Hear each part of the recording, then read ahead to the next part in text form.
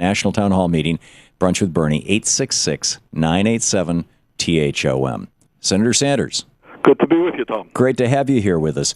A lot of things in the news in general. The FEMA relief battle seems to have resolved. Let me just kind of just go on. right through some of them. I know that in Vermont, New Jersey, North Carolina, or other states, people are worried about disaster relief. And what we're dealing with is, for the first time in the modern history of this country, we have our right-wing extremist friends who are saying that when disaster strikes, we're not going to provide emergency relief. We want to, quote-unquote, offset it. We want to have a major debate about whether we cut education or Medicare or whatever before we can come up with money to help rebuild communities. And I think that is an outrage for a dozen different reasons, not to mention the kind of precedent that it establishes. Can you imagine a major disaster in this country, and instead of getting the relief that those communities need, we have this ongoing debate? I should also mention, of course, that when it came to bailing out Wall Street or expanding the wars in Iraq and Afghanistan or giving tax breaks to the rich, these very same people had no problem. There were no offsets at that point. Right. So we are working hard. We got $2.65 billion more for FEMA, which should take us to mid-December. But there's no question that we're going to have to put more money into the Department of Transportation to rebuild roads and so forth and so on. So that's one issue that many of us are working hard on. Second issue, I know a lot of concern to people who listen to the show, the status of Social Security. I think this has been a fight that I have been waging, along with many others in Congress, as chairman of the committee to defend the caucus to defend Social Security in the Senate. And we've been up and down on this issue. I think right now we're in a reasonably good place. The president, who in the past has talked about making cuts in Social Security, has backed off those cuts. And I think because millions of people have said, Mr. President, you were not elected to make cuts in Social Security. You were elected to strengthen Social Security. And I think the Obama administration has been hearing that message. So they've backed off. That's a good thing. We still have our right-wing Republicans who would like to, in some ways, destroy Social Security completely, but I think they are now in a strong minority. So I think we are making some progress, but we have to be vigilant on that. As I mentioned in the past, I've introduced legislation with 9 co-sponsors that would lift the cap on taxable payroll taxes above $250,000. And if you did that, you would have Social Security be solvent for the next 75 years. That would take care of the problem completely. And we're getting a lot of support around the country on that issue, because I think people understand it does not make a lot of sense that a multimillionaire pays the same amount into the Social Security Trust Fund as somebody making $106,000. So we're making progress on that. We've got to stay vigilant, but I think at this moment at least, we may have pushed back successfully on cuts in Social Security. On the other hand, I worry about what's happening to Medicare. I just read in the front page of the Boston Globe today that the American Hospital Association is trying to put pressure on Congress to raise the retirement eligibility age for Medicare from 65 to 67. And that would be an unmitigated disaster for senior citizens in this country. Tom, just try to imagine being 66 years of age, of modest income, coming down with cancer, being diagnosed with cancer, and not having health insurance at all. Yeah. It is unspeakable, unacceptable, and we've got to remain focused on that issue and make sure that those cuts do not take place in Medicare. Why would the Hospital Association want to raise that? Well, because they feel that they are subsidizing Medicare right now. So if you are 65, every person who comes into Medicare right now, they feel they are expending more than they're getting. So if they can keep people out of Medicare for a few years, they see that as a savings. But all of this speaks to the fact that we have a dysfunctional healthcare system, the most wasteful and bureaucratic in the entire world, one that ends up spending almost twice as much per person on healthcare as do the people of any other country. And that speaks to the need, really, of a Medicare for all single-payer system, which is the most cost-effective way to provide health care to all people, something we are working on in Vermont and I'll continue to work on in Washington. But that's what they are pushing for, and other people have been pushing for that as well. Essentially, well, as I've said, it would be a disaster for many seniors. Now, there's something that's very interesting that's going on another subject, and that is the demonstrations taking place in New York City on Wall Street. And I'm not quite clear what the demands there are. They have none so far. Pardon me? They have none. There are no specific demands. They simply want to call out. We've been doing a daily report from there and have had people on the ground there reporting. And in fact, they've created a little community that's very democratically run, and they have decided not to have any demands, at least at this point, other than to point out what I think is important that they're speaking for the bottom 99%. Focusing attention on Wall Street is very, very important because at the end of the day, in my view, we're not going to get out of this recession, this horrendous recession where 25 million people have no jobs, where wages are going down, unless we do focus on Wall Street. But also, I think it's important that we begin to raise some demands. I mean, all of us know that as a result of the enormous amounts of money Wall Street put into Congress in their successful effort to deregulate Wall Street, we ended up with the financial collapse, which led to this terrible recession. And I think that unless we really bring about very, very strong Wall Street reform, I think we're not going to have the kind of economy that we desperately need. Some of the issues I think we should be focusing on is the reality that right now, hard to believe, the top 6 financial institutions in this country have assets of over 60%, 60% of the GDP in America. Isn't that incredible? That is mind-boggling. Yeah. 6 institutions. 6 banks, basically. 6 banks. Bank of America, J.P. Morgan, Chase, Citigroup, Wells Fargo, Goldman Sachs, Morgan Stanley. These 6 major financial institutions control 60% of the assets of the United States. And that's bad for 2 reasons. Number one, I have no doubt in my mind that the day will come again when they'll be in a position where they're about to collapse, and they're going to go to Congress and say, we're too big to fail, you're going to have to bail us out again.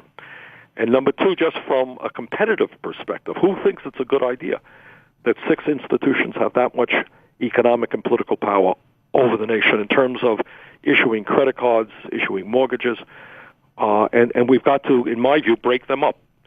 We've got to break them up and bring some serious competition to the financial industry. Second of all, we've got to demand that there be a cap on credit card interest rates, which go up to 25-30% today, which is, in my view, usury. Thirdly, we've got to take a hard look at the Fed. One of the provisions that I managed to get into the Dodd-Frank financial reform bill called for an audit of the Fed, and we learned that the Fed provided $16 trillion in low-interest loans to financial institutions and corporations in America and around the world. And that's just unbelievable. We've got to use the Fed to help deal with unemployment rather than just bail out Wall Street. Well said. Brunch with Bernie, Senator Bernie Sanders, right back with you. And thank you for watching Free Speech TV. Thank you. I have several questions, actually statements, and I want some feedback. Please pick one. Yes, I've got it. In relation to what's going on at Wall Street right now, the demonstrators, I'd like to call on all women to stand up and take a very active role in their country across the planet. I think that women need to go on strike to make themselves heard. And I think until there's equality in the home, there will never be equality anywhere, because that's where everything starts. And I think we need a new constitution that reflects the 21st century. Okay. What do you think? Well, I think, Cece, you're right. Women have got to stand up, but I also think everybody has got to stand up. The power of Wall Street is extraordinary, both in terms of our economy and with their incredible wealth. They are able to exert enormous influence on the political process as well through campaign contributions, through their ownership of media, and through lobbying. So I think all of us have got to stand up and say to Wall Street, you cannot just be an institution which engages in casino-type gambling in order to make money. What you have got to do is be part of the productive economy. You know, traditionally, Tom, as you and all of the listeners know, what banks were about is people would deposit money in banks. They get an interest rate. The banks would then lend out money to productive businesses who would then grow jobs, and they would make money from that. And that was what banking is about. We have come a very, very long way from that. And now banks are a world unto themselves, engaged in highly speculative activities. One of the areas that we are working on is the role that Wall Street plays in speculation on the oil futures market, artificially driving up the price of oil. But that's what they do. Yep. And we have got to demand that capital in this country go to a productive economy, creating jobs, and not just in speculation. Carlo in Oakland, California. Got about a minute and a half here for a quick question for Bernie. Yes, Bernie, I just wanted to ask, I've asked this with Thom Hartmann. I just wanted to know your answer to why don't we get people on government assistance into the voting process? I understand the situation with the driver's license, and I'm not asking for people who are middle class, who are earning money to vote. I'm saying people who are getting money from the government. Why can't we get them to actually vote? In other words, when you sign up for food stamps, you get registered? Or do you mean get those people out to vote? You're required to vote. Okay. And you're required. Well, I don't think anybody, Ricardo, I guess there are a few countries in the world which actually fine people if they don't vote. That's Australia. An interesting concept. But many of us work very, very hard to see that we have the largest voter turnout possible. And in fact, there have been efforts to reach out at departments of motor vehicles and other places, making it as easy as possible for people to register to vote, because we believe that in a democratic society, it is important that everybody participate. I have to tell you, and I know Tom has been stressing this point, that our right-wing Republican friends are trying to do exactly the opposite. They are trying to do everything they can to make it harder and harder for low-income and working people to vote, and I consider that an outrage. Agreed. Senator Bernie Sanders with us. It is our Brunch with Bernie hour on the Thom Hartmann Program. Senator Sanders taking your calls right after this.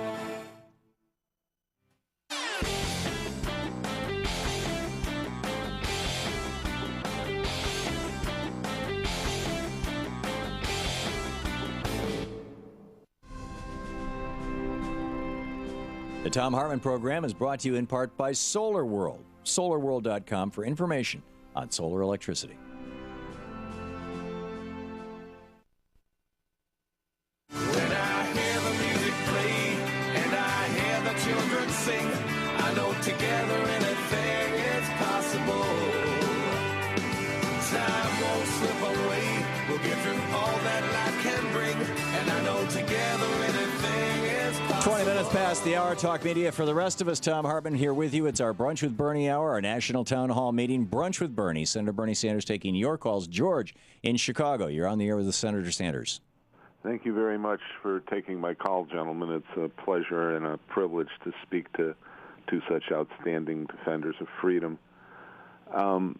We're all familiar with the effort that's going on in the Congress right now to undo some of the damage that's been done to the Postal Service and its workers by the 2006 Postal Accountability and Enhancement Act. I hope I've got that title correct. You do. And as we all know, it was passed in the lame duck session of the Congress in 2006 after the Democrats had retaken both houses, and it was signed into law by President Bush. Now, a caller to the Ed Schultz show earlier this week recounted that this bill was passed by a unanimous voice vote in the House and by unanimous consent in the Senate.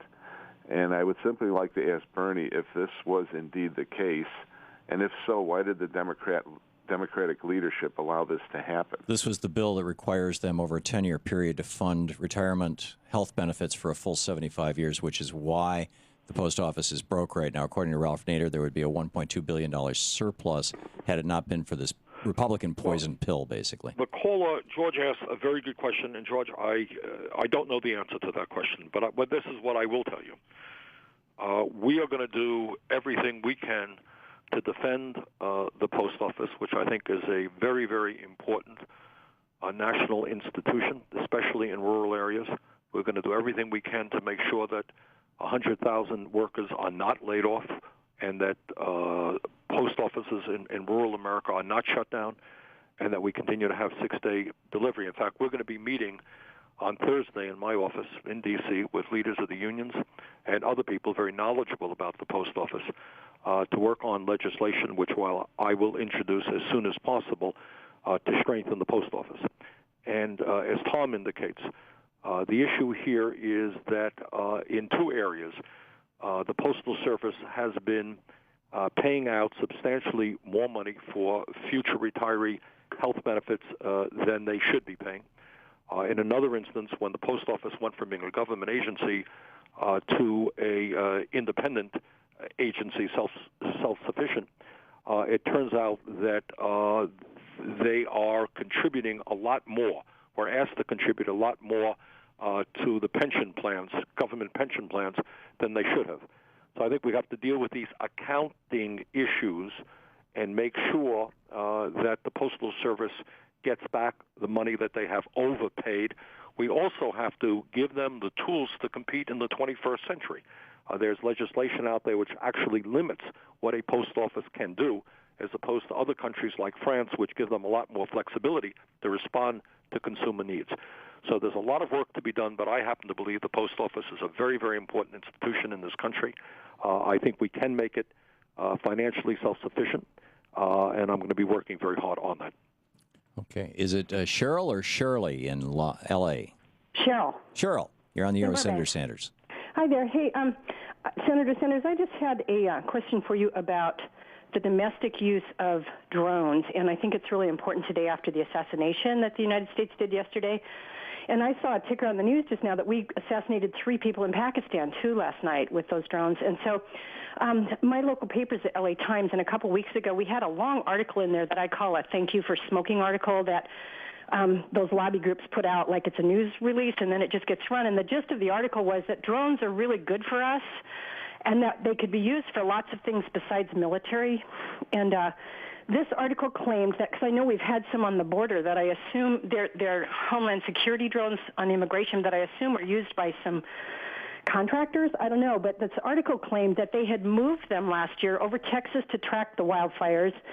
And then scarier to me was this article claimed that they had moved them up towards Minneapolis along the Mississippi during the spring flooding to track the flooding, and that we could start using those drones everywhere for stuff like that because it would be so helpful to us as a society. And so I just wanted to know if you could look into that and see if they were really moved around. I just think it answers a lot of questions of who's in charge of those drones. Could Homeland Security just move them around, and are they flying over us now? Could we know? Or could LAPD just get a grant and have some drones flying over us? Okay, let me just respond by saying I don't know the answers to your question, Cheryl, but it is an issue worth looking into. But here's the overall issue.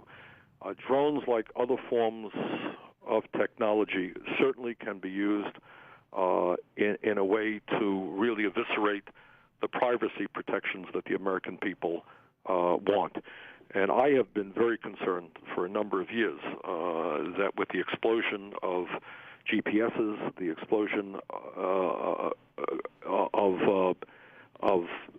all kinds of camera surveillance, that we are a nation in which people are monitored a whole lot more than they think they should be.